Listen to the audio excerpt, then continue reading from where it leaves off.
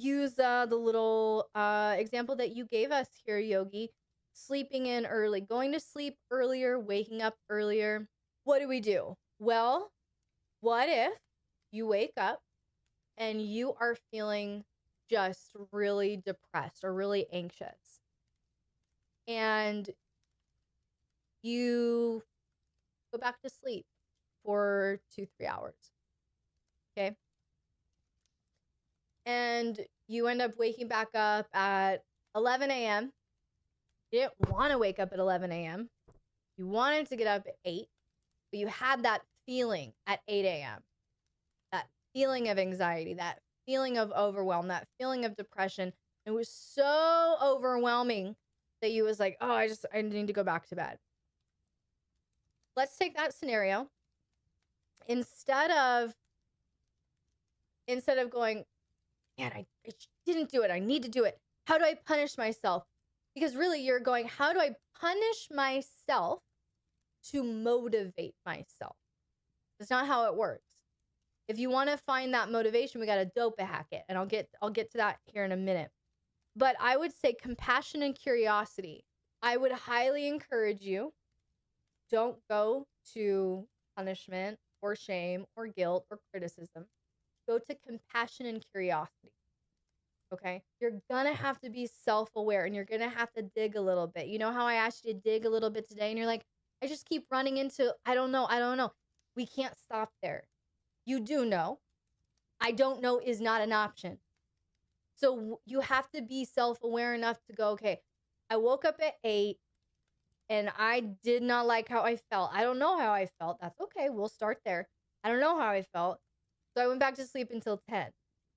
And then you wake up at 10, and instead of, oh, fuck, we did it again. You're so stupid. Why can't you get this right? Why can't you be better? Da, da, da, da.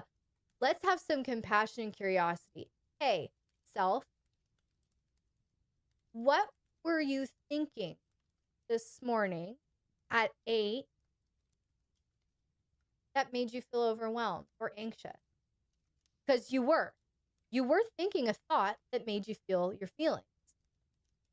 Feelings happen after a thought.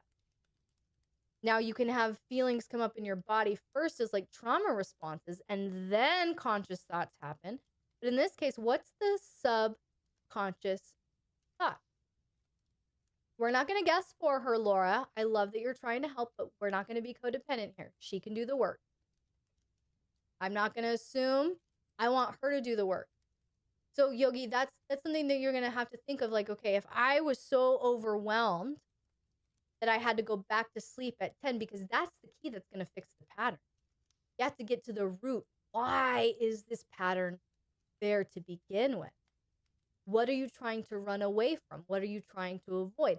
The sleeping is just the symptom. What's the root? Okay? So dig into that and go, get with yourself. If you need to get a feelings wheel and a needs wheel, I can send them to you. But literally look at, okay, this morning, what thoughts was I thinking this morning? Well, when I woke up, I was thinking about how tired I was and how I didn't get a good enough night of sleep and how I have to go to the DMV today. And I really don't like going to the DMV. And that was making me anxious. Okay. So then we can start digging into the why. And we can change the self-talk. Instead of waking up going, I'm so tired. Oh, and I didn't get a good night's sleep. And oh, I don't want to get out of bed. And oh, I have to go to the DMV today.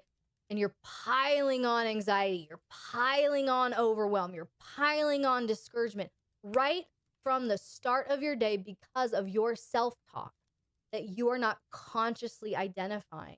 This is the power of compassion and curiosity when it comes to self-discipline. It's not that you're not disciplined. You're just disciplined in the wrong areas.